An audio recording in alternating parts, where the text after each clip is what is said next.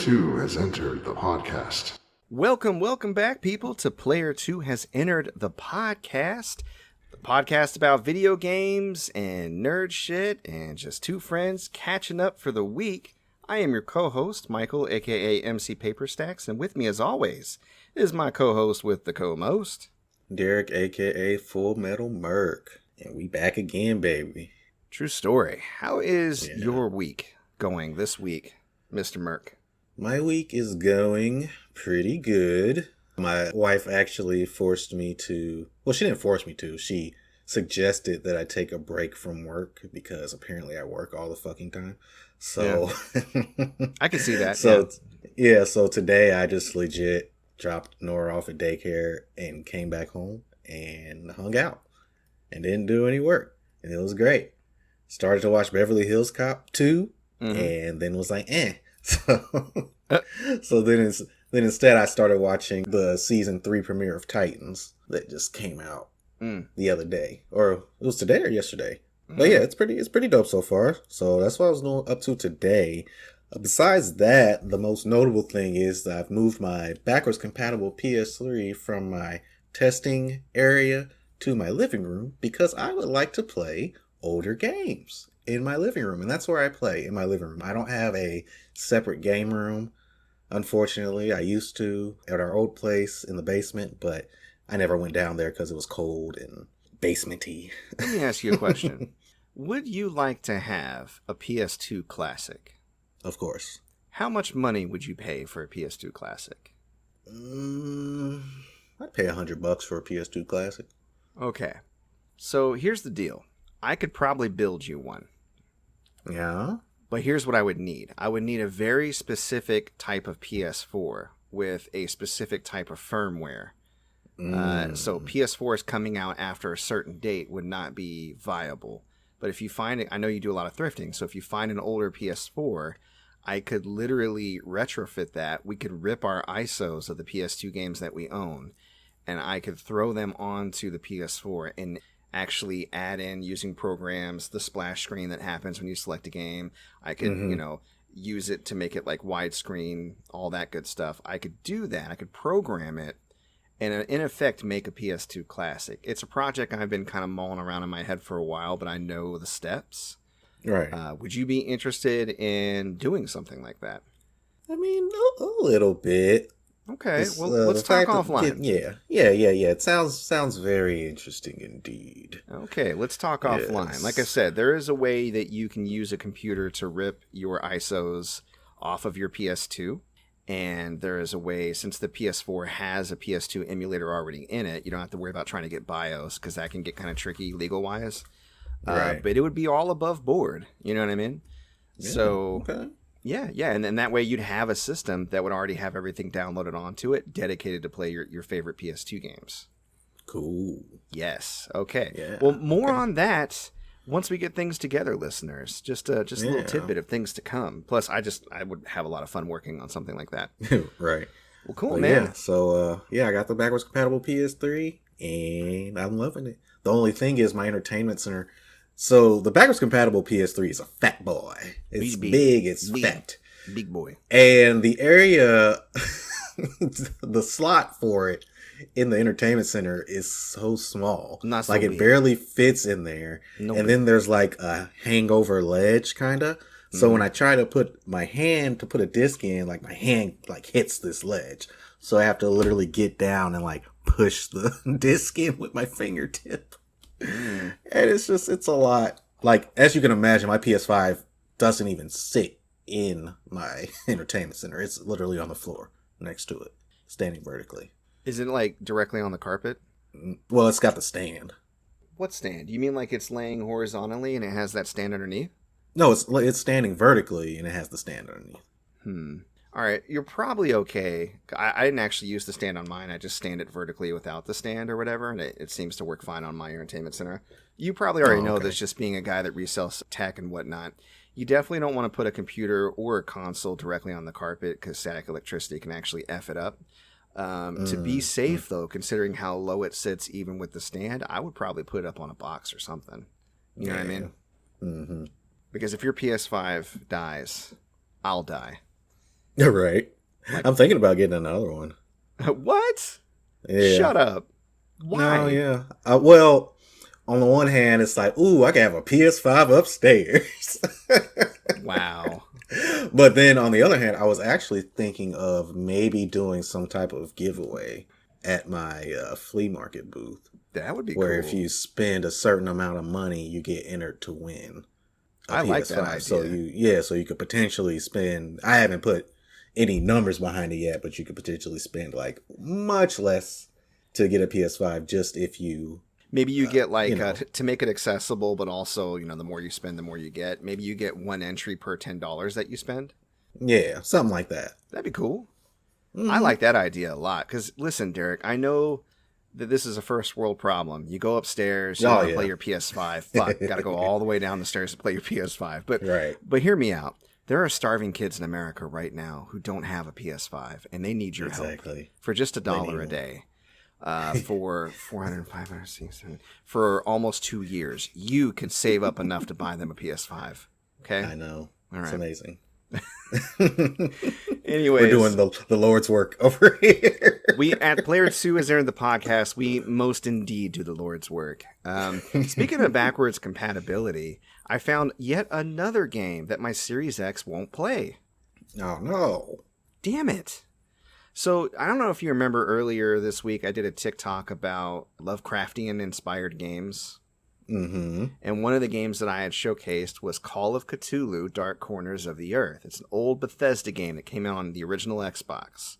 Mm-hmm. And I was like, I should play this for Friday Night Frights. I'll pop it in my Series X, right? Because it played on my 360, but it was pretty rough. Ooh, it was rough. Oh, yeah? Yeah, it was not optimized for 360. And I popped it in the Series X, and I got that all too familiar now message. You can't play this. Visit this website for a list of games that you can play. Stupid. Right, dumbass. You idiot. And I was like, oh, Series X, why you do? So I am going to play Call of Cthulhu, I think, one of these Fridays. Today I'm actually going to, or tonight I should say, I'm going to be playing Obscure. So that'll be up by the time people are listening to this. But I'm gonna have to dust off my original Xbox and hook that bad boy up, because I think that's probably the best way to play it. Although, to be honest, if the sale is still up, I might do this. Recently, I saw that Dark Corners of the Earth was actually on sale on Steam for like less than $3. Oh wow! It might just be super. I need to do some research and see. Sometimes the PC version of these older games is even worse off than the console version. You know what I mean? Right. Yeah. So I need to check to see if like that's viable. Because I remember playing on 360 and it crashing and just being buggy and really difficult. Like the madness extended past the gameplay to the real world. It was tough. I gotta tell you. So they really went all out when it came to Cthulhu. Right. Speaking of going all out and wild cosmic weirdness, both of us saw a new show this week that I think a lot of people are really into and raving about. What If? What If? Marvel's What If. The Watcher is telling us about the stories across the multiverse. And can I just say, before we get into the show, the concept is genius. Mm-hmm. It is literally the type of conversations that we have as fans of comic books. The type of conversations that usually only get explored in the most obscure of comic books, if not fan fiction, if not a conversation around the water cooler. Right. Marvel is taking and simultaneously canonizing and like taking a hold of that content and utilizing it. You know what I mean? They're going, okay, let's just switch everybody up and write different stories and see what if. It's when you think about it, it's amazing. The multiverse has really opened up a lot of possibilities for storytelling. Now, the concept of a multiverse is not new, but I feel like a lot more companies and IP holders are taking advantage of this as a storytelling device. Some are not so good at utilizing it, i.e. see Space Jam. And others, I think, are taking it to a really interesting place. And Marvel is definitely one of them. We only have the first episode to go off of because we're not professional reviewers. We did not get the first 3 episodes early. But what did you think of the first episode of What If? I enjoyed it. It was very fast paced. It didn't waste my time. The action and the animation was very crispy, very on point. The only thing that I would say is its detriment is some of the voice acting was a little a little iffy for me. That's fair. Mainly Steve and hell, Peggy Carter herself. It was just a little off. But it was a little flat. I don't know if it had to do with how it paired with the animation, but I agree with you. Yes. Yeah, sometimes the facial animations didn't match the voices, which is weird for, I'm sure they poured a lot of money into this. For some scenes, it's almost like they gave him a Valium before they sent him in the booth. I completely agree with you. It's amazing that you brought that up because, I saw it. But yeah, besides that, the What If series as a whole, which we haven't seen, so we can't speak too much on it, but I feel like Marvel is gonna be constraining themselves too much to properties that have been seen in the MCU. Because if you've seen all the previews, they're like, oh, Black Panther gets picked up instead of Star-Lord, instead of Peter Quill, and the Guardians of the Galaxy are protecting New York instead of the Avengers. And Spider-Man's got the Doctor Strange's cloak of levitation. And it's just like... Also zombies. Right, also zombies. It's like, it's characters that we've already seen in the MCU before. And I feel like this being animated would be a perfect chance for them to literally just plant the seeds for new characters that they have not used before. And be like, oh, hey, you remember that 1.5 hour episode of What If? Good thing you watched that, because this character's got a movie coming out, or he's going to guest in this movie, or come through a wormhole, or, you know what I mean? I know exactly what you mean. And like you said, we haven't seen the whole thing, so we can't say for sure that they don't have something like that. Right. It's not like Marvel hasn't played it close to the chest, or even outright deceived us before, right? Mm-hmm. But I agree with you, it would be a missed opportunity. However, I could justify them not doing that with the initial season just to get people eased in. I feel like there is a chance to go too buck wild and lose people. Mm-hmm. You know what I mean? And they've always been very careful and calculated. It's amazing what they already got to pass in the first place. And you go back and think about the introduction of the Guardians of the Galaxy, right? And how on board everybody was. I think that's just... They really did a really good job picking the director. James Gunn needs to get a little bit more credit. I feel like, not that he doesn't get enough, but what he was able to do with the Guardians, and then most recently with the Suicide Squad, I wish that movie was doing better because it's fantastic. Right. And he did a really good job just being able to throw so much nonsense at you, but somehow still keep you engaged and keep you caring about it. And that's not an easy feat, as people have tried before and failed miserably, right? Right. I.e. every other director in the DC EU.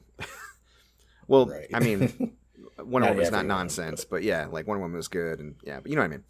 Mm-hmm. So, I think that's a good point. Hopefully we will see some of that eventually. It would be really interesting. The Watcher himself hasn't really been introduced much, but that's not that much of a stretchy concept, and where's that going other than just narration? He's basically our Neil deGrasse Tyson. The universe. Yeah. What if? I forget which the stars. I forget which movie they had Watchers in the end credit scene. Oh yeah, where Stan Lee was talking to him. Right. Do you remember that fan theory that Stan Lee is a Watcher and that's why he's in all those movies, because he just inserts himself? Which I love. That would be great. Fantastic. That's why he was up there talking to them. He just hadn't switched back from his Watcher form yet. Right. So my thoughts, I really enjoyed it too. I agree with you that the voice acting was a little flat at times. I also felt like you said, it was quick pace and they didn't waste your time.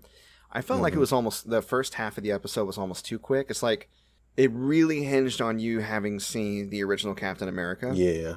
It's almost beat for beat, that first movie. Yeah, but, just skipping to each, major scene really fast, right? I almost felt like while I was watching it, I was like, this is really interesting and cool, and I wish they had more time to explore it. I almost wish this was feature length. And be careful what you wish for. Maybe that would be terrible. Maybe they would do it and go, no, go back to the episode.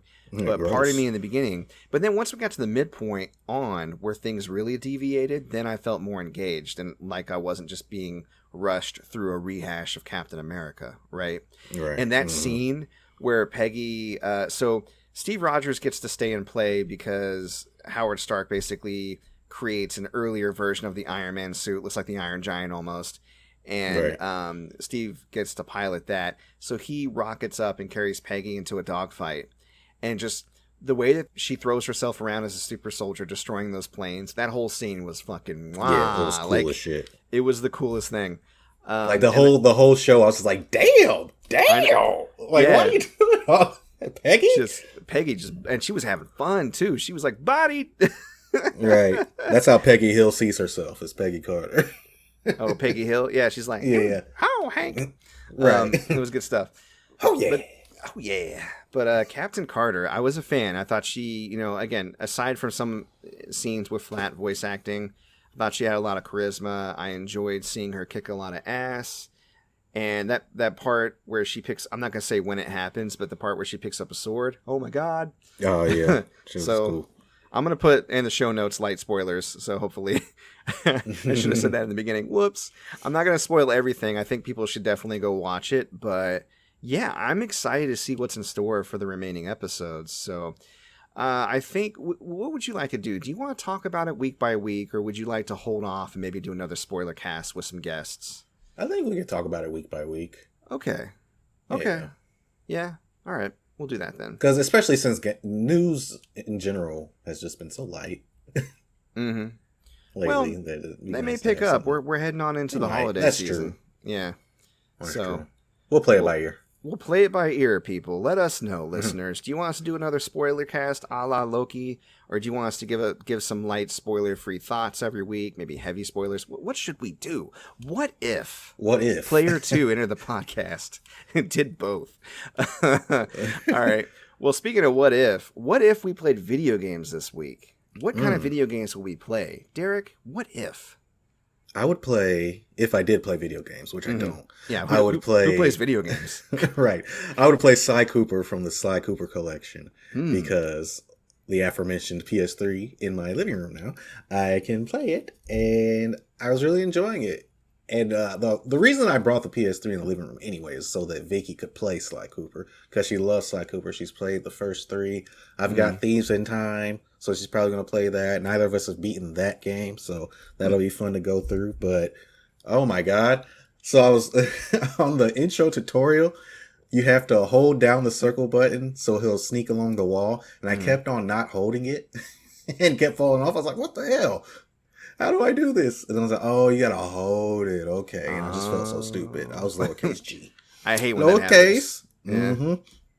But that was fun.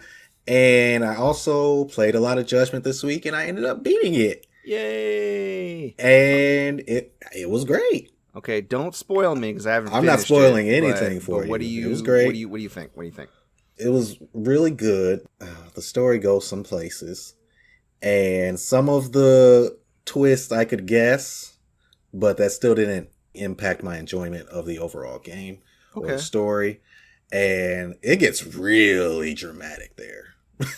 Really? Like melodramatic? Like no. Or like in a good way. In a good way. At the end there, I'm like, God, Jesus. Ooh. And that final fight. Ooh. Ooh. Drama. Yeah. I still didn't get my super crazy Yakuza style moment, but it was still like the craziest thing in that game to me was when he was running away from that gang and he got on a skateboard and he started holding onto a car and doing tricks and shit with a skateboard. But other than that, man, I really enjoyed it. I can't wait for you to beat it so we can talk about it. And after I beat it, I watched the trailer for Lost Judgment, which comes out next month. And oh God, I'm so excited to play that because it looks like they've overhauled everything that you can do. It looks more like a Yakuza game than Judgment does because there's so many more side activities that you can do. Karaoke, and there's apparently a thing where you can go to a high school to help the dance team reach nationals or something. And he's doing like a Dance Revolution routine. Wow. You can go do a boxing match at the gym. You can, I saw that. It's just skateboarding. It looks fun. Yeah. Just a bunch of new cool stuff. So, and they added a fighting style, which I really needed because honestly, this whole game I was just using Tiger style the entire time. You got Tiger and you got Crane. You switch to Crane. I like using Crane with crowds. Sometimes I use Crane. Yeah. But yeah, Tiger style, Tiger opens up though. You're right. Like the abilities used to augment it to like increase the speed and whatnot. Tiger gets pretty OP. So I understand. Yeah, because especially when you do the what is it? When he charges up his key, basically, and then he does like a Bruce Lee 1-inch punch type thing. Mm-hmm. Yeah. And press the square button. Yeah. Yeah, and that fills up a whole bar of your, I forget what it's called. I know what you're talking about. Yeah. Your heat gauge. Yeah. That juice you use to use special moves. Mm-hmm. And some of the special moves in the game are good. So, yeah, they're really good. Especially the co-op ones. Well, not the co-op ones, but the tag team ones. Yeah, when you have like a buddy that you're fighting. Yeah. It's amazing. I love it. I love the one where like you're fighting in the street and you do the move and it knocks them down to where like a car almost hits them and they're like, ah, and you like pull their legs so their head doesn't get crushed by a car, but then you flip and slam them on something else. Right. It's like you save their life only to put them in the ICU. Exactly. And of course I watched all the EX actions after I beat the game. And there's one where the car almost hits them and then they bang on the door and then the car door opens up. They throw them in there and it's two Yakuza in the car and they just put their arm around them and they drive off. Yeah, the car almost hits them. They angrily hit the car like, how dare you almost hit me? They roll down the window. You see it's gangsters and then they kidnap the dude. And I'm like, what? That happened to me like during gameplay. It was fucking crazy. One thing I hate about the EX actions is you can't choose which one to do. It just kind of picks. Yeah. You know what I mean? So you got to be aware of surroundings. Well, let me explain. You can drink in the game, right? And you can get an ability where your EX gauge actually fills up faster while you're drunk. So it's just constantly full while you're inebriated or whatever.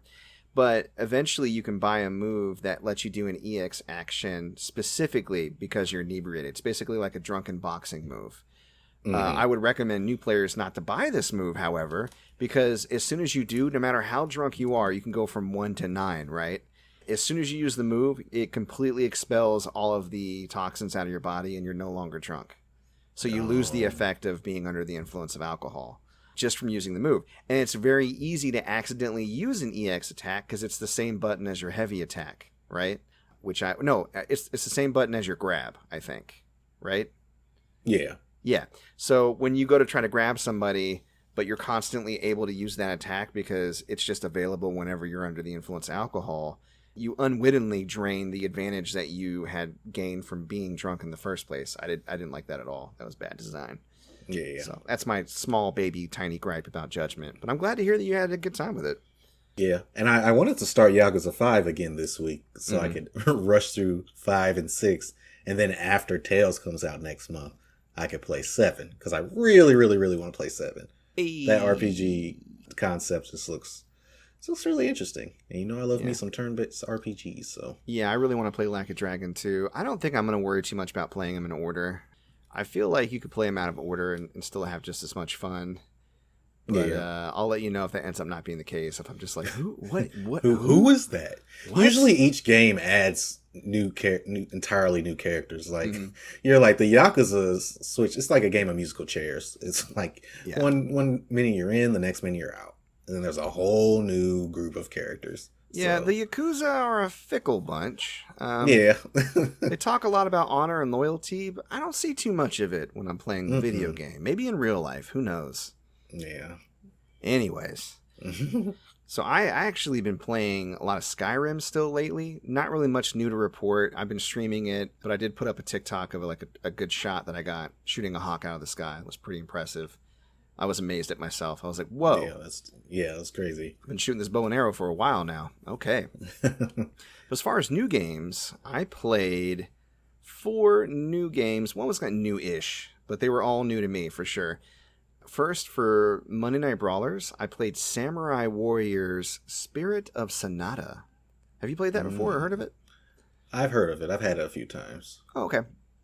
I guess you could say it's a side story, but what's interesting about it, and I actually ended up really liking it, it focuses on the Sanada family, I guess, of characters from the Samurai Warriors franchise and goes through the younger version of a popular character. They have like a base camp where you can talk to people and collect information to get your like tactical advantages that you can implement during battles. It's very character driven and focused, and unlike the most recent installment, 5, everybody has their specific weapon or whatever, and you can build them up over time and strengthen them through a blacksmith. It feels a lot more like an RPG than many typical Warriors games, even though many Warriors games do implement RPG elements, obviously. But to me, this really lays on the role-playing aspect, because you do planning and you execute tactics. Unfortunately, they don't have English voice acting, so again, you're playing a Warriors game and they're just yelling Japanese at you the whole time, and if you don't stop to read, but also be careful not to get your ass kicked while you're reading, it's very hard to juggle that.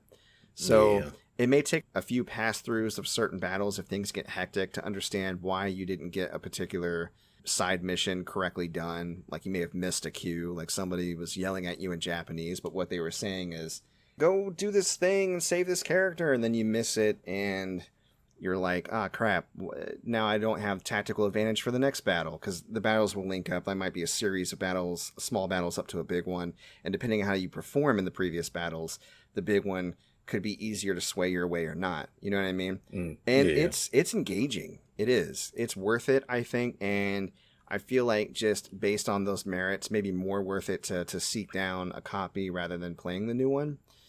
Yeah, it's not very expensive either. No, it isn't. I ended up getting my copy, I think, for like $20. I was trying to track down Samurai Warriors 4-2. I guess they just called it 4-2 because it's like an add-on to 4. But unfortunately, I couldn't find it anywhere available, so it might be kind of rare. Yeah, it is. I had a copy a few months ago, and it sold relatively quickly. Fair enough. So yeah, I might be on the hunt for that, but I'm glad that I didn't get it, because I would probably have never discovered this game, and I really enjoyed it. So, good. And then on First Time Tuesdays, I played Cooking Mama Cookstar. Oh, yeah. On the PlayStation 4. It should not even exist on the PlayStation 4 due to, like, copyright issues and developer-publisher beefing. Like, there's a lot of drama surrounding this game. If you remember, they were accusing Cooking Mama of mining cryptocurrency on the Switch. There's that old kerfluffle. Look it up or Google it if you want the whole story. It's, again, I bought it just on a humbug because it was cheap, and I thought, if anything, it's a piece of history, and if they did try to pull it from the store, I'd have a physical copy. What I didn't anticipate is that I would have so much fun with it. I think I just really like cooking mini games. I mean, you got to remember, last year, one of my favorite games was Food Truck Tycoon. Oh, yeah. I really enjoy cooking. Yeah, who knew? Oh, yeah. And the best part about Cooking Mama is after every recipe you finish, she does a little dance. No. Yeah. Do a little stinky leg. It's awesome. She did the salsa, put it up on TikTok. I thought it was cute. So yeah, I mean, if you find it for cheap, I don't think it's the most deep or involved version of the game itself. But if you find a version of Cookstar, I'd say for like 20 or less, I think it's worth it. I had fun with it. Okay, cool. So yeah.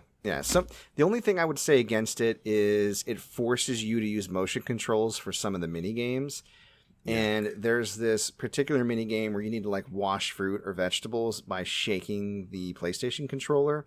And no matter how light I did it, it wouldn't register. So I'd have to do it heavy to get it started. And I would inevitably throw half of my fruit out of the bowl.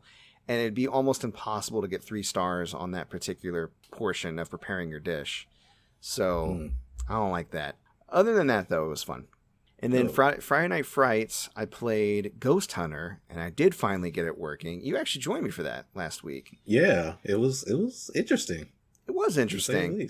It definitely started to kind of hit a bit of a lull. Like, I spent way too long in this level in Louisiana fighting these, like, Wild West's country ghosts with horns. I don't know. It was really weird.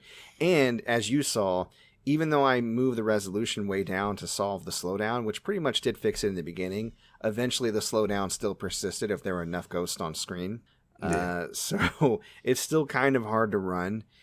I think it's an interesting piece of history. It looks fantastic. It definitely looks like a later generation PlayStation 2 game, and I think they put a lot of work into it just based on the visuals and how it plays. And in its hey, I probably would have really enjoyed it. I'm not so sure if I really want to go back and finish it, though. I think it's run its course with me. I don't know. I mean, based on what you saw, would you be interested in trying it out? Or? Yeah, I'd like to try it out. Yeah? Okay. Fair enough. Mm-hmm. Fair enough. We will have to keep an eye out for Ghosthunter. It is quite rare. Mm-hmm. The last game I played is something that was actually in the Nintendo Indie World Showcase this week, Boyfriend Dungeon. Ooh. Yeah, because it's on Games Pass, baby. Oh, So, cool. oh yeah, day one Games Pass. So, Boyfriend Dungeon is a dungeon crawler.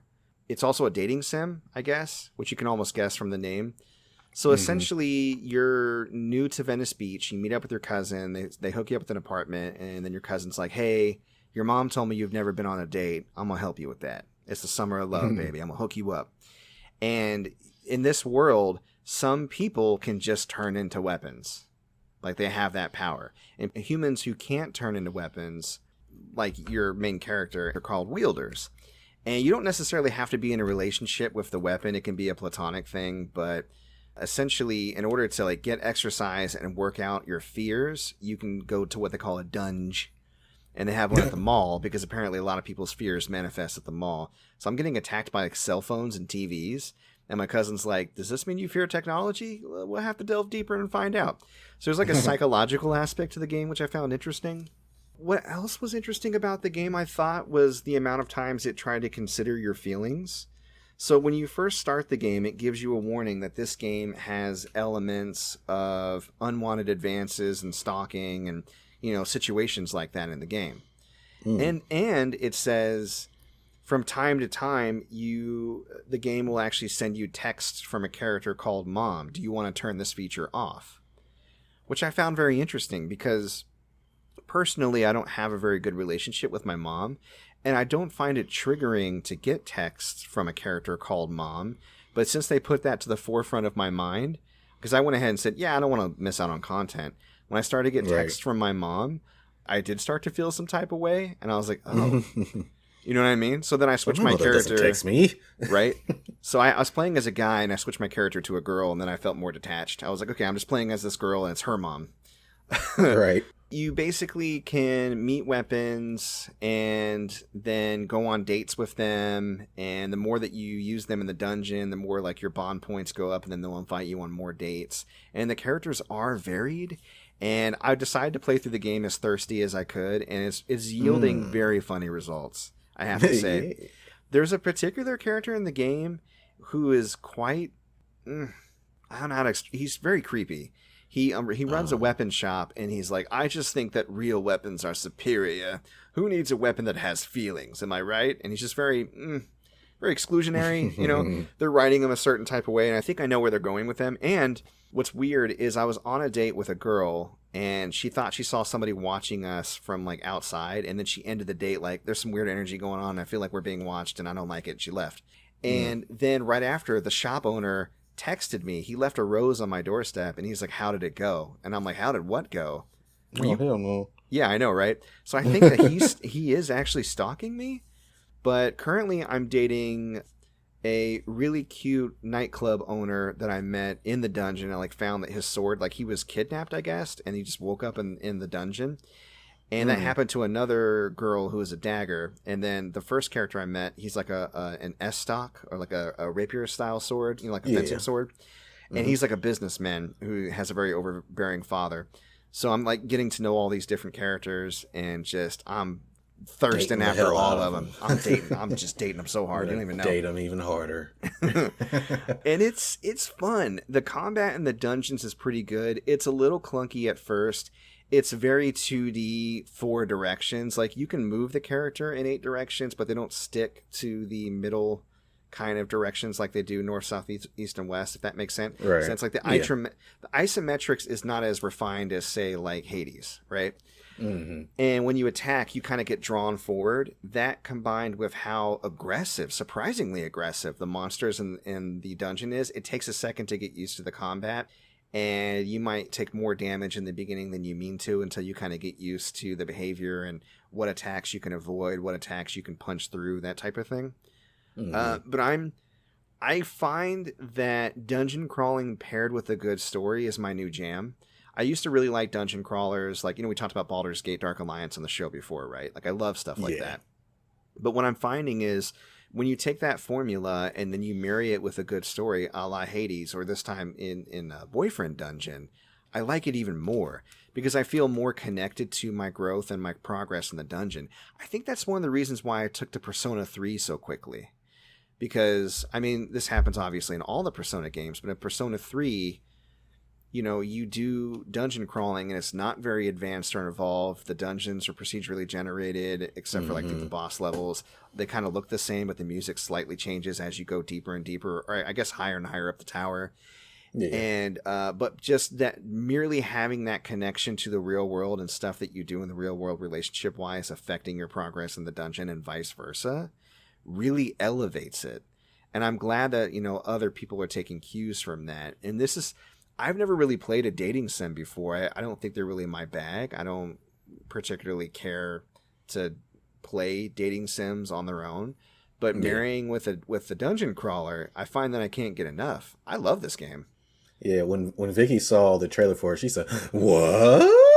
The best part, dude. Oh my god. The best part, oh my god, is when they first transform from a weapon into a person. It is gorgeously animated and sexy.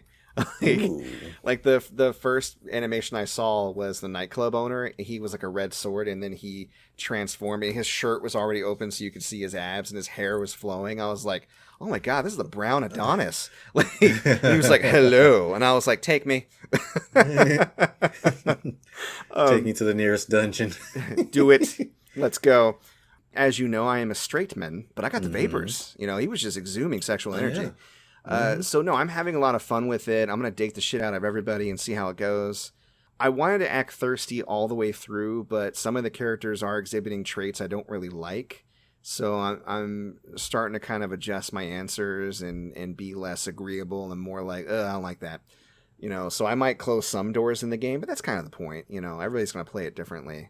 But I would highly recommend it. If you have Game Pass, no excuse not to get it. You have to try this game out. Otherwise, it's out now on Switch. If you want to buy it and support the developers, I feel like you should.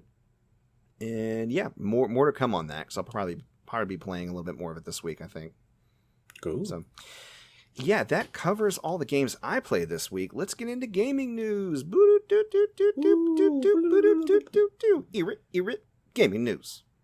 Hey, by the way, I'm working on music. Okay. Oh, okay. It is in play. Please believe. I have a good friend who makes fantastic music. Told me recently that he has the bandwidth to work on some music for me. We're going to improve the show, people. It's very important to me. Okay. Anyways, Derek, what we got for gaming news, man? You had the first story, I believe.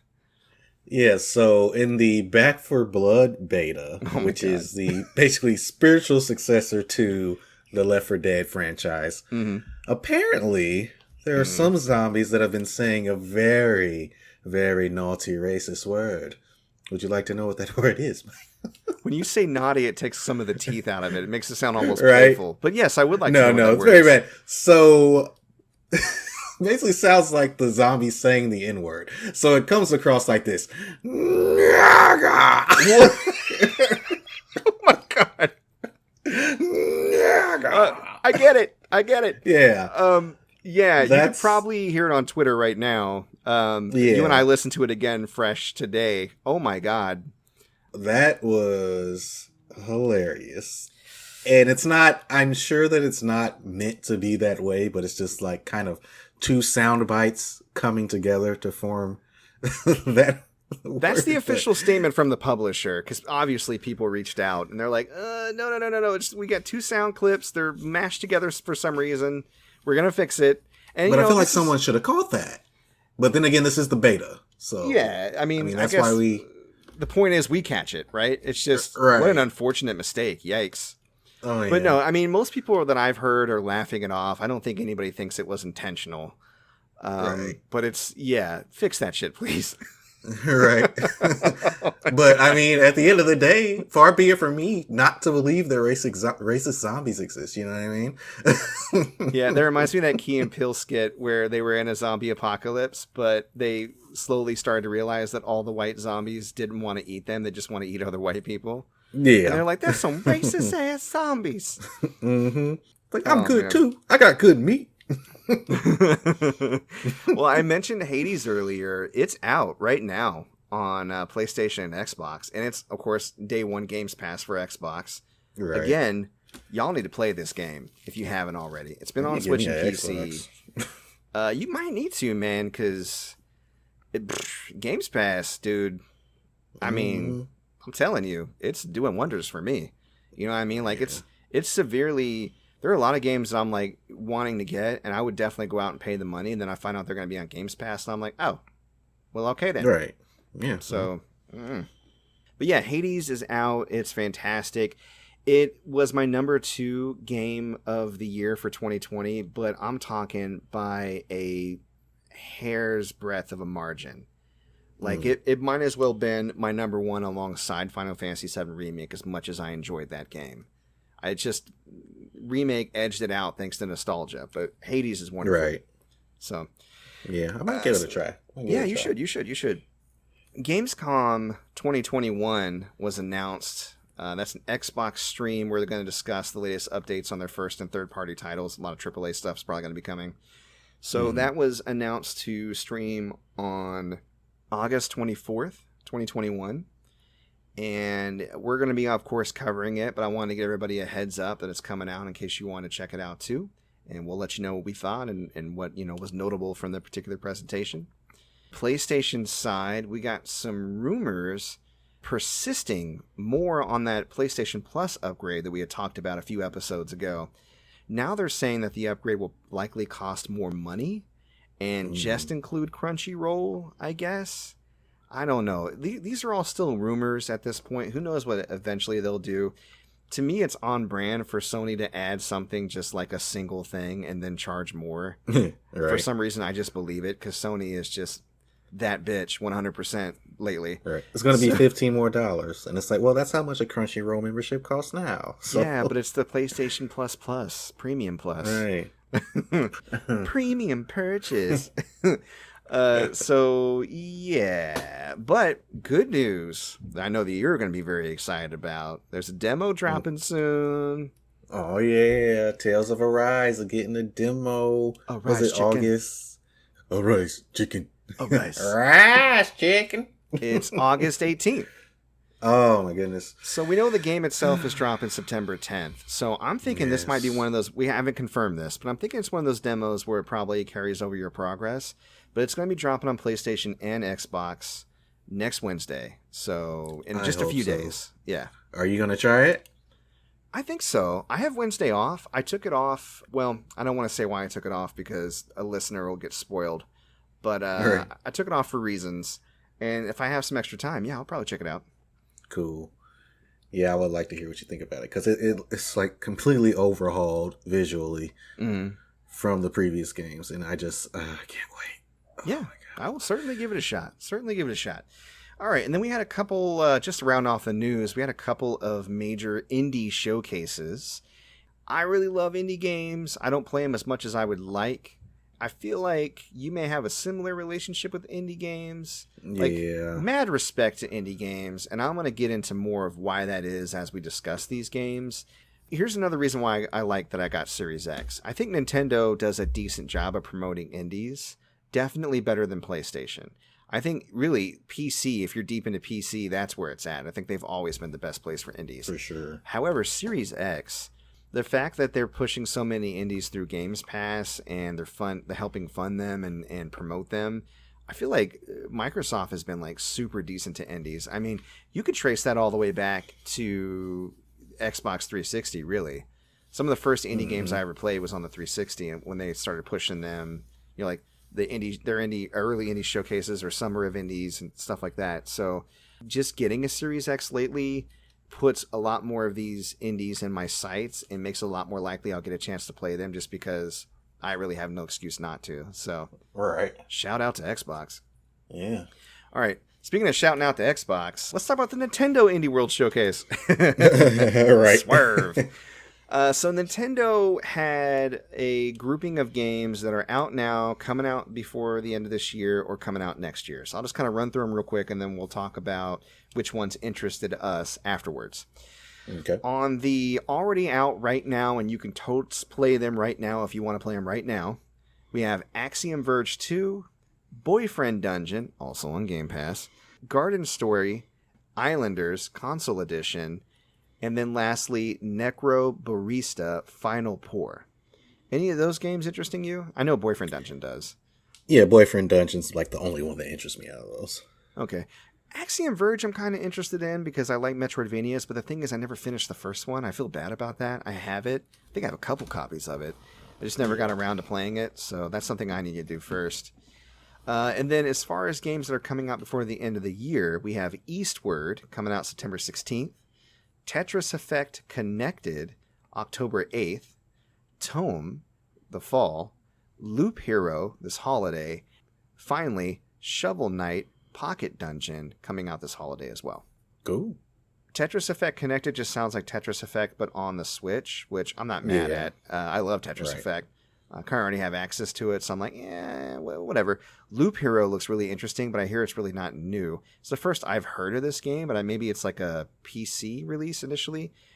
That's the one where you get all these different cards that you can place to kind of expand a dungeon as somebody is exploring it and help them explore it by expanding like which areas they go to next. It's like you're building the dungeon as they go through it. It's a really interesting concept. It reminds me a lot of one of those auto-scrolling browser games that you would play, except for obviously beefed up to 11. Anything in that list that you were interested in? No. Fair enough. Shovel Knight look good too. I like me some match 3s. So I don't know. We'll see. Yeah, call me basic, guys. Hey man, everybody has different tastes. I think that's why what I really enjoy about our show and discovering other shows, especially gaming podcasts, is that I've been able to find such a rich mix of tastes. And I was actually literally coincidentally listening to Gamer Friends today. It was an episode that they did back in, I want to say October or November. And they were talking about Resident Evil Village. And they're like, nope, not going to play it. We need a horror correspondent. And I'm like, I will be your horror correspondent. But the thing is, we kind of need a multiplayer correspondent because we never play stuff like Apex or Rocket League. You know what I mean? Right. And for a while, we weren't touching Xbox until I just recently got one. You know what I mean? So we're all just kind of speaking to our strengths and what we love. And it is what it is. So don't feel bad about it. No big deal. Next year, we have Bomb Rush Cyberfunk. Now, that's going to be exclusive to Switch. That's the spiritual successor to Jet Set Radio. Far Changing Tides. And then Metal Slug Tactics. All out in 2022. Anything interesting there? Bomb Rush Cyberfunk looks awesome. For sure. It looks awesome. For sure. I never owned Jet Set Radio or Jet Grind Radio or any of the Jet Set games. I always played the demo. So when I was, I think around 12, I had braces. And I would go to the orthodontist office, and they had a Sega Dreamcast there. And they also had Jet Set Radio on there, and I would play it while I was waiting on my appointment. I would play that. I would play Sonic Adventure Battle 2, and they were good times. And I just remember like really enjoying just grinding and spray painting and just, so cool. And the cel shaded graphics are just amazing, and they still look great to this day. Yeah, good choice on the aesthetic. And Bomb Rush, for its part, the traversal and the gameplay, it looks like it really captures that, which is what it's got me interested in it too, to be honest. It looks great. Metal Slug Tactics also looks fantastic. I know you're not a Tactics fan. I know this. Right. I do like Metal Slug, though. And man, does it look beat for beat. Like all the animations and the wacky bosses. Like it really looks like it captures the spirit of Metal Slug and just puts it into a tactics game. Yeah. Might be worth a look-see for any Metal Slug fans out there. Just saying. Yeah. Oh, yeah. All right. Well, let's move on to the Xbox Indie Showcase then. This one's a little bit more robust. I'll talk about the games that are out now. We have Sam & Max Save the World Remastered. Library of Ruina. That's where you kind of battle other librarians with cards and dice to gain books for your library, I guess. It looks like some Japanese nonsense. I love it. It's on Game Pass right now. I'm definitely going to check it out sometime this week. So those are the two that are out right now. And then as far as before the end of the year, we have Stardew Valley coming to Game Pass this fall, which I thought Stardew Valley was already out on Xbox. Maybe they're just announcing it. I think it is. Yeah, maybe they're just announcing it for Game Pass. I don't know. Yeah. Artful Escape looks really fucking cool. It is a multi-dimensional rock opera adventure game. And it's got a lot of voice talent that are notable, like Carl Weathers, Lena Headey, stuff like that. Jason Schwartzman, I think, is in it. It is coming to Games Pass on September 9th. Then Ollie World is confirmed to be 4K, 120 frames per second. That's coming out in the winter. We got Aeon Drive. There's a demo out right now for Aeon Drive, and the official game is coming out sometime this fall. Paparazzi, which is like Pokemon Snap, but for little doggos. Ooh. That's going to be coming to Game Pass soon. Origami 2 will be launching on Game Pass on September 17th. Evil Genius 2 World Domination, which is a villain sim with 4 separate character campaigns, where you basically play as a villain, you train your subordinates, you draw out plans for stealing the moon or death rays, whatever kind of bullshit. Looks very Despicable Me almost, but not tiny minions. They're still like regular sized human beings or whatever. What's really funny to me, one of the characters that you can play as looks just like Hillary Clinton. Gotta figure out how to steal these emails back. Oh my god. That's going to be coming to Game Pass this year. I'm definitely checking that one out. RPG Time, The Legend of Right. That is a handmade RPG that takes place actively in a notebook. It's like a kid who wants to create a game, and they're just drawing it frame by frame in their notebook before they leave school for the day. It looks really cute. That's coming out this winter. Inked, A Tale of Love. It's like a love story puzzler. That's out on August 27th. There is The Big Con, which is about a runaway teen con artist hustling across 90s America. That's out August 31st. Then we have The Veil, Shadow of the Crown. This is why I love indie games. The Veil, Shadow of the Crown is an audio-only adventure where you play as a blind character. Oh. Yeah, so it's you're just listening to audio cues and then playing the game based on that. I don't know exactly how it's going to play because the trailer just gave you the sounds and then showed a bunch of people raving about it, like Kotaku says it's the greatest game ever made. Is this a black screen? Right. But yeah, I mean, I think that's neat because it gives you the experience of what it's like to play games as a blind person. Like, you're really getting into the mindset of the main character too, who is blind. I think that's neat. I've never seen anything like that before in my life. There may have been audio adventures before, but a bit more based on the limitation of technology rather than like that being the concept. Right. And that's why I love indie games, because they do wild shit like that, and I bet it's going to be interesting. Yeah. So that's coming out next week on August 19th. Space Lines from the Far Out. That is where you can run an intergalactic travel company with your friends, like a multiplayer game, and that's coming out this fall. Anything I mentioned there that sounded interesting? Not really. Besides the blind game, but other than that. Fair enough. All right, then next year we have Lightyear Frontier, Pathfinder, Wrath of the Righteous. That one looks like a classic Diablo-style overhead RPG. So for those of you that are boycotting Blizzard, if you need that Diablo fix, try Pathfinder, Wrath of the Righteous, coming out this March 1st, 2022. Then we have the Wandering Village, which is a city builder on the back of a giant beast. And then Lab Rat, which is a Portal-like game with like overhead puzzle solving, and that comes out in 2022. Okay. So yeah, Lab Rat sounds like something I might be interested in. Yeah, and the cool thing is all these games are very varied and different. There seems to be like something for everybody to look forward to kind of fill the gap in between your large AAA releases. But again, the more of these indies I play and the more games I play in general, the more I find that they kind of stand shoulder to shoulder with the bigger games. I mean, the bigger games definitely have their appeal and their draw for the experience that they create. But I love these little bite-sized experiences, the games that are shorter or maybe easier to digest or that play so radically different they're hard to compare. I love indie games for that. So if you're interested in either showcase, of course, you can go and find the streams. There's a lot of channels that will lovingly just kind of stitch all the trailers together so you don't have to listen to the streamers or people go, wow, what an amazing game. What did you think about that game, person? Oh, that game sure was a game. Ooh. Wow, let's talk to the developer about the game. So you can skip all that shit. Unless you're interested in watching it, I'm like, no judgments. Not for me. I can see for myself that it's a good game. I don't need you to tell me.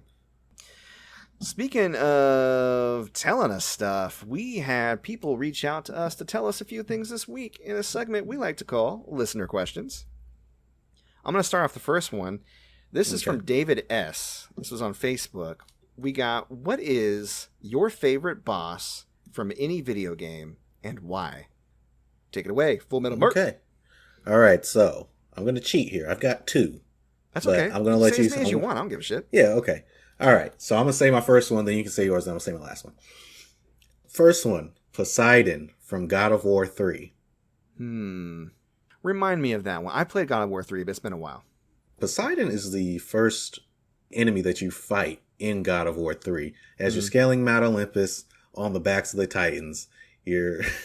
it's just so crazy. You're on the back of Gaia, and it's just ridiculousness. You get this cool cutscene where Poseidon jumps into the ocean, and then he comes up as this giant water god with these 4 or 5 water horse heads, and you have to defeat each one of the heads individually. And the scale of this, at that time, nothing on this scale had been done in a video game that I had played. Like, it was crazy. Now, I don't remember if Ashura's Wrath came out yet, but if it had not, nothing on the scale had been done. I don't think Asura's Wrath was out at the time. I don't think, no. Okay. Yeah, so I just love how epic and grand and varied it is. There's platforming mixed in with the boss fight. It breaks up the fights between the different horse heads so it doesn't get too stale. Mm-hmm. And then when you finally get to Poseidon, he just comes up and he's just like, "You dare challenge a god of Olympus?" And he just looks epic. And it's so dope. And then you're just using your Blades of Chaos and the Blade of Olympus, and you're just going in. And there's so many different stages to this fight. And the music is just super on point. And then at the end, you finally get him out of his giant water form, and you just proceed to beat his ass.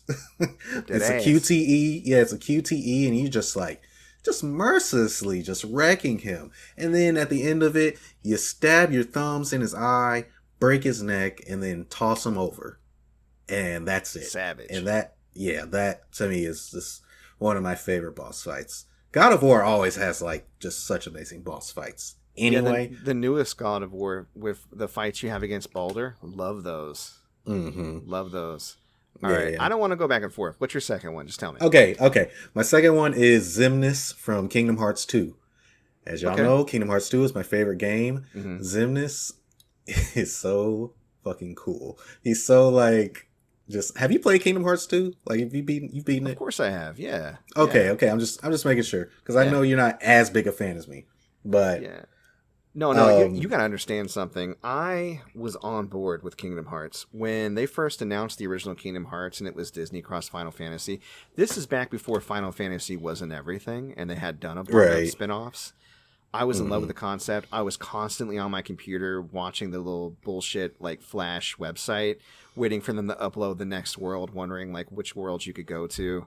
Mm-hmm. And I devoured that game. The second one came out, loved it. I didn't start to lose steam with Kingdom Hearts until somewhere between the gap between 2 and 3, which is a period of several years, where it just started to do all the spin-offs that were story dependent on systems I didn't own. I played the Game Boy Advance game that linked 1 and 2, and I beat that, both campaigns, Sora and Riku, and I was fine. I was rolling with them still. But then after 2, they're like, this one's on DS and this one's on PSP, and I was just like, and when I tried to get into the one on DS, the 358 over whatever, that's where they kind of lost me, and I was like, okay, this is dumb. All right, so getting back to Xemnas, yes, it's just a classic case of Final Fantasy boss, right? Mm-hmm. You've got 5 different forms, so before you even get to him, you're running through the world that the world that never was or something. The world that never was, exactly. And you're going through, and buildings are coming at you, and you're slicing the buildings up with your Keyblade. It's just so cool. Oh my god. Yeah, they do set piece as well, I'll admit. Yeah. Yeah, I've replayed that. I've saved and replayed that part so many times when was like when it was fresh. It was ridiculous. And then you proceed to fight various forms of Xemnas. At one point, there's a giant cyber metal dragon, and you're riding on like a hoverboard with Riku, and it's like a shoot 'em up section, basically. Finally, when you reach Xemnas' final form, and he's just in this reverse organization outfit, it's white with black, like tribal shit going on, and then he pulls out straight two lightsabers. Right, he pulls out two lightsabers. Just using lightsabers now. Yeah, and he's just like dashing around, teleporting. We shall go together. Doing all that. Yeah, that part where he makes like a million lightsaber beams appear around you and Riku, and then you have to constantly mash triangle to block all of them. That's triangle fun. And X. Oh yeah, you just take your index and your middle finger and go. Yep. And I'm like, oh my god, this is fucking epic. Yeah, no, I'm deflecting all of these laser beams, and then you get the cutscene of them defeating Xemnas, which is just it's great. It's cool. Riku passes his keyblade off to Sora, and then he like does a cross key slash on Xemnas, and then they come back and they shoot the keyblade beam through him, and it's just it's beautiful. Shoot the beam. It's beautiful. Yeah, it's nonsense, but it's cool. It is nonsense, but whole lot of nonsense. Great. I might just go replay that. It sounds like it. All right. Oh. That's it was the game again. The game started already go off the rails by 2, but it was still a lot of fun. I was like, nobody's okay. Not to mention your final form. You can use your final form where you get the 2 keyblades floating around, and I love that. That final form. I love the way that you can level up the forms too. Oh my god, it's so great. How they kind of play to the strength of the form itself. But we're going to go on a tangent about Kingdom Hearts. Yeah, sorry. Yeah. All right. So I'll do 2 bosses since you did 2 bosses. So my first one's going to seem kind of obvious. Anybody that's played Metal Gear is probably going to bring this up, at one time or another. Metal Gear Solid is, again, another franchise with fantastic boss battles. But to me, the standout will always be Psycho Mantis. Psycho Mantis is, of course, he's got psychic powers. And the thing that really blew my mind about this boss fight was just how meta it was. Because when you start fighting Psycho Mantis, like even before you start fighting him, when he's talking to you, he's like trying to prove, that his power is real. And he's like, I can read your mind. And if you have any Konami games on your memory card, or if you're playing Twin Snakes and you have like Smash Brothers on your Nintendo memory card, he will tell it like, oh, you like to play Castlevania, don't you? Or you like to play Suikoden. He'll know and tell you what's on your memory card, which is amazing. And then he asks you to put your controller on the floor, and he says he's going to move it with your mind. And what's funny is you put your controller on the floor, and of course it vibrates really violently, and it starts to move. You're right. And then when the fight actually starts, this is the best part. When you go to shoot him, he always dodges out of the way, and you can't hit him. And when you're first playing, you're like, what the hell? This game is busted. Right? And at your most desperate hour, you get a codec call from Campbell, and he's like, switch the controller to port 2. And I'm like, the fuck? So you can pull your controller out and put it in port 2, and then he can't, quote unquote, read your moves. Genius. You know what I mean? The whole thing just played so well with the hardware, and it was such an interesting use of the features. I really wish Kojima was developing full-time games that specifically worked on all the kitschy bullshit that consoles try to sell you on. I wish he was making a game specifically for haptic controllers right now. Maybe he is. Yeah, it could be. Motion control, stuff like that. Because I feel like he does such interesting things with, like the tech that most people kind of pass over, except for your Astros playrooms and stuff like that. Yeah. The second boss fight I'm going to choose is from a game that's pretty much all boss fights, and that's Shadow of the Colossus. Yes. Shadow of the Colossus is a fantastic game. It's a masterpiece. It is just perfect in every way. It's not super long, but it doesn't need to be. And the very last boss, just getting to this boss is like WW2. You're trying to run towards it, and it's shooting like these giant electric bombs at you that just blow up the landscape and shoot debris and dirt everywhere, and you have to find some way to get across without getting shot all to hell. And then climbing up this fucker is like trying to climb up the Empire State Building with arms, but it's constantly trying to shake you off. And you have to shoot parts of its body to get it to touch other parts while you're clinging onto its hand, and then jump to a shoulder and then the head and this and that and the other. It is just fantastic. The music is on point. The weather's going crazy. It's like your final climactic battle. It's super memorable. It's still difficult no matter how many times you do it. Not impossible, but things can always go wrong. If you mess up, it punishes you pretty well. And I find it to be just the perfect ending to a game about all boss fights. Special shout out to, I think, the Bird Colossus. Yeah, I really like that one. Yeah, I like how the music shifts too when you actually catch on to the bird and when you're flying through the air. It's just epic. So definitely a great game people should check out. And that would be my favorite boss fights. Oh, two good ones. All right. And to round off, we had a couple other people write in via email. Kendall Murkison write in, your brother. Yeah, little bro. Yeah. Not really a question.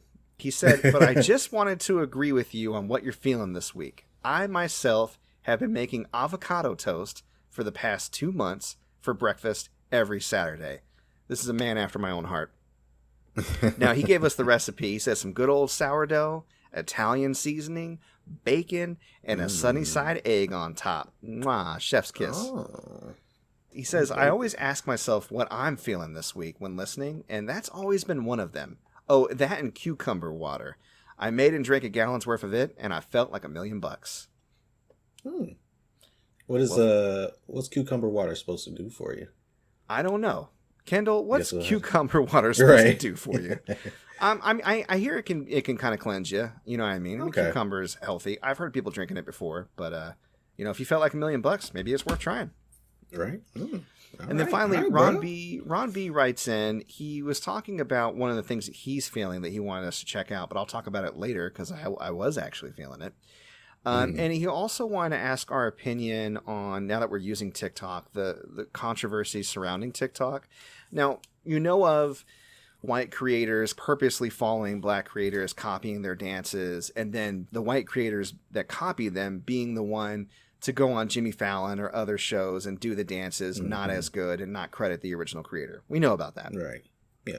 He had mentioned that there seems to be a real issue with the algorithm. A lot of leftist creators will get their videos reported by people who don't like what they're saying, and they'll get auto-banned without their videos being reviewed. Sounds a lot like DMC takedowns on YouTube, to be honest. Mm-hmm. But for some reason, people who do offensive or racist or homophobic content don't seem to get reported as much, and if they do, don't seem to get taken down at the same rate.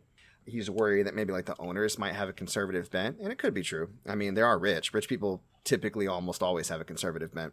Right. He mentioned that even with like the creators funding program, that channels that even say Black Lives Matter or have any kind of left-leaning political bent to them don't typically get funded, but the ones that are white supremacist will get through, and creators have actually tested this. So I can't say that surprises me. I've heard some of it a little bit here and there, to be honest. It's not super new to me. Only thing I could say, and I would assume that you would agree with me on this, find creators that you support that put out that content and share them around. Like their content, comment.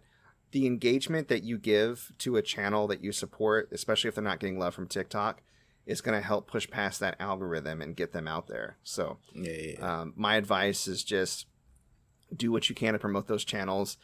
And if they decide to flee the platform, which I don't blame them, share and support wherever they decide to go to, and share that around as well. It could be that TikTok is not the thing that lasts forever and we end up moving on to some other platform. Who knows? So I'm open for that. There's always something else. Always something else. All right. I guess the last thing I want to get into this week, sir, is what you feeling? I'm feeling a new movie on Netflix from Sony Pictures Animation called Vivo.